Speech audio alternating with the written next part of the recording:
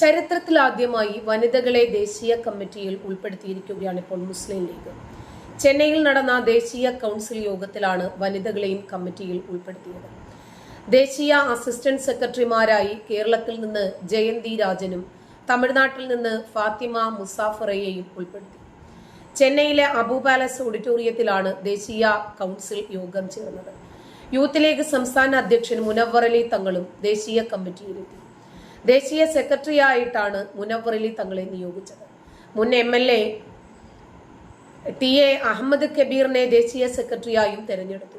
KPA മജീദിനെ ദേശീയ vice പ്രസിഡന്റായും നിയമിച്ചു. ഫൈസൽ ബാബു ദേശീയ അസിസ്റ്റന്റ് സെക്രട്ടറി ദേശീയ കമ്മിറ്റിയിലെത്തി. അദ്ദേഹം ആ സ്ഥാനവുമായിട്ട് ഹാരിസ് ബീരാനെ ദേശീയ സെക്രട്ടറിയായിട്ട് നിയമിച്ചു. K സൈനുലാബ്ദീൻ പുതിയ കമ്മിറ്റിയിലെത്തിയിട്ടുണ്ട്. അങ്ങനെ ഒരുപാട് ആളുകളെ ഓരോരോ സ്ഥാനത്തിരുത്തിയിട്ടുണ്ട്. അതിനിടയ്ക്കാണ് സ്ത്രീകളെയും പ്രാതിനിധ്യം നൽകി രംഗത്ത് കൊണ്ടുവന്നത്.